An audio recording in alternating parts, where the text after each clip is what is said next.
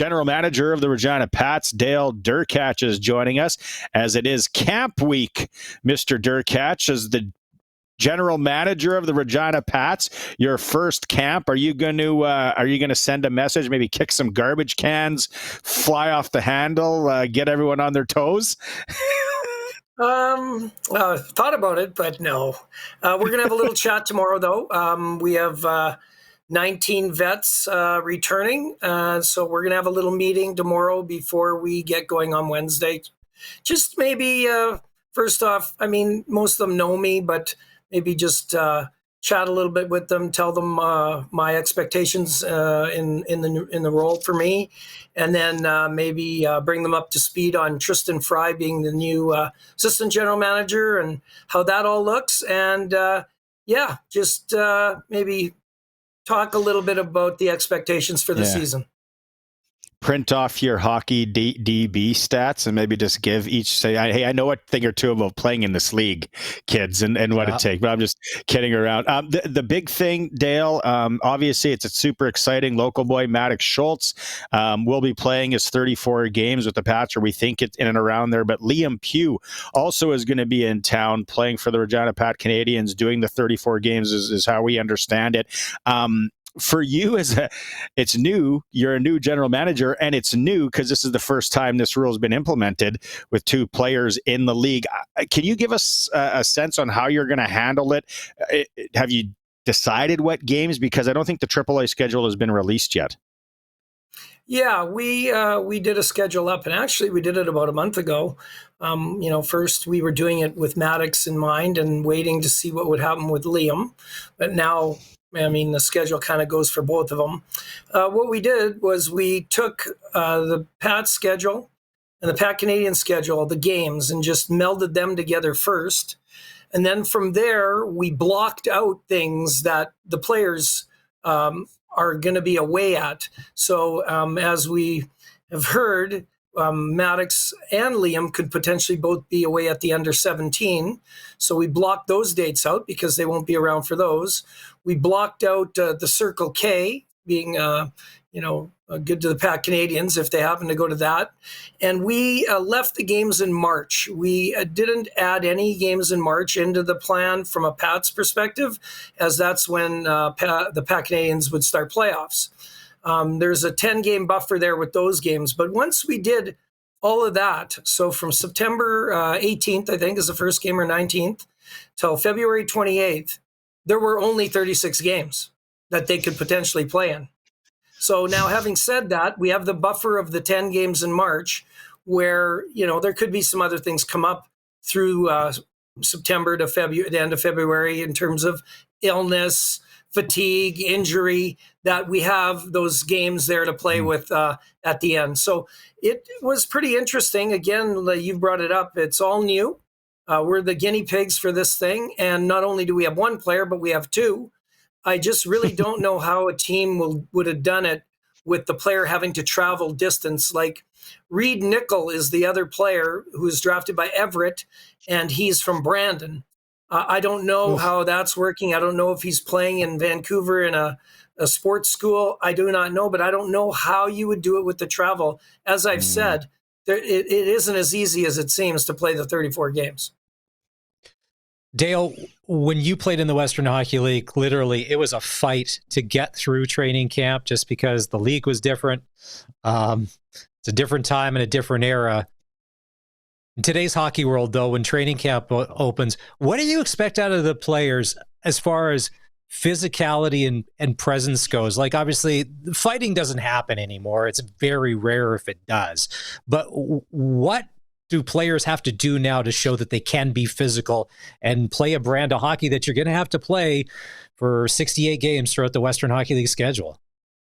Well put. I mean, that's something we're going to talk about tomorrow with the vets. Like I said, we have 19 guys back.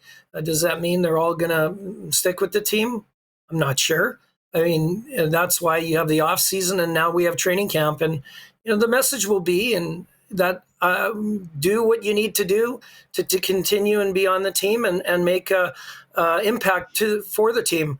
I mean, we have steps we're wanting to take. I know you guys have heard it from Al along the way. The next step here would be we want to make the playoffs this year, and that's a goal that I have to help the team to make that goal as well as the players. So I'm going to be talking to them about that goal, and they want to be part of that goal moving forward. Again, team goals will help for individual goals.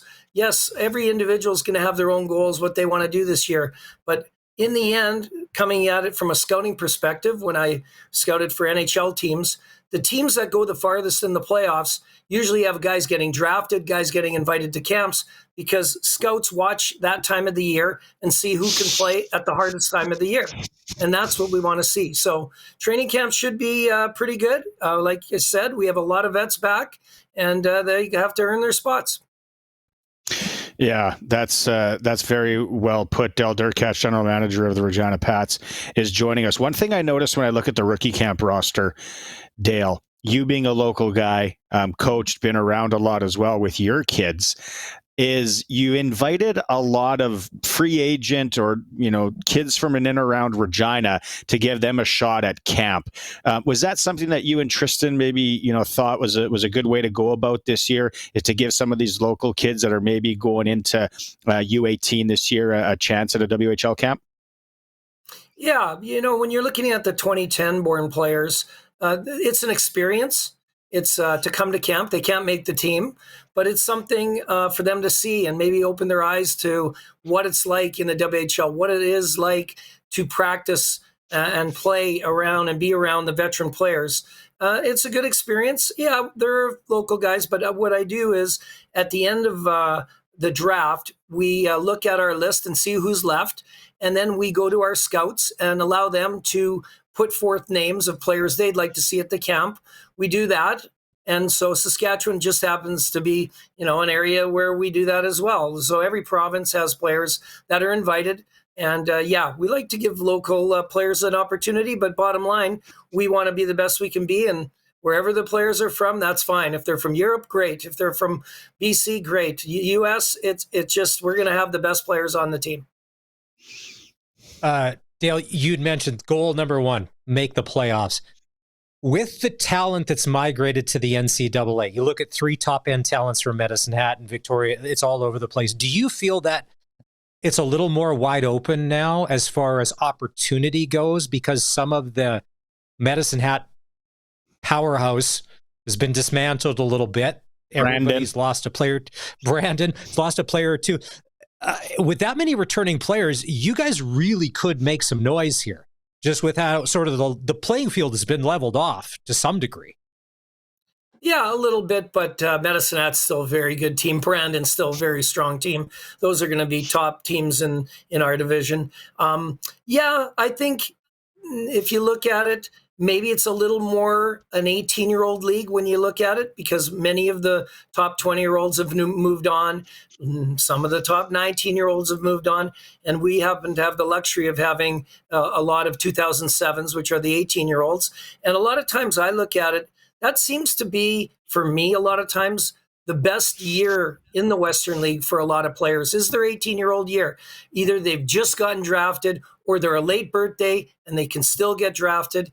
And they haven't maybe done everything they can do. When you get to 19, now you start getting to the point where, I've been through this, done this. Maybe you've been in the league 3 years. Now it's your 4th year. So 18-year-olds tend to have good years, and we have a lot of them. So that's what we're banking on. All right. Before we let you go, Dale, can you let us know? Can we expect maybe Maddox and Liam in the lineup for the home opener? Yeah, it's the plan right now that they would be. Like I said, moving from there, I mean, if you took their schedule when they're going to be missing, they're going to be in the rest of those games, and there aren't many. There were only 36 games. So they're pretty well going to play in the ones that are in front of them. And we look forward to having them with our team. Maybe this last one too. You just got me thinking here. Is there like a hierarchy? Like, can the Pats games trump in on a AAA game, or do they have to play a AAA game, or does it matter? Well, we've really stayed away. We've worked it out where there aren't games conflicting as of now. Now, there will be some times when Maddox and Liam will be with the team on a trip, and the Pat Canadians will have a game, right? They'll be on an Alberta trip, or like we're going down to the States this year on the U.S. trip. They will be gone, so they would be missing games. But I think like they have the possibility. They're 34 with us. They have, I think, when you look at it with the Pat Canadians, they're going to play 35 games. So they're playing 3/4 of the games with them as well. All right, Dale. And one of the things, just real quick, I want to end this off here because you had mentioned about everybody has to earn their spot. And that applies to Schultz and Pugh as well. They got to earn that ice time. They got to earn that time. It's not just a given just because they're these phenoms and they're talked about or whatever. To be a Regina Pat this year, everybody's pulling their weight, no matter whatever the name bar says on the back. It's about what's on the front. Well, 100%. It's always like that. And I'm not too worried about those two guys. They come and, really it's about work ethic and coming with a good attitude, body language, and coming to work every day, and you'll earn your ice. And we talked about that with their agents, and we will be talking with all the players here before camp about that exact thing what you just mentioned. I mean, there's never a given, and anything given really doesn't mean as much as when you earn it. We know that in life, and looking forward to them earning their ice time. Right on, Dale. Thanks so much for taking some time. I'm sure we'll be talking a lot over the next little bit. And are you going to take part in the fitness testing on Wednesday? Well, yeah, of course I am. In the broad jump. Right on. Thanks, Dale. All right, Have guys. Thank you. Take care, guys.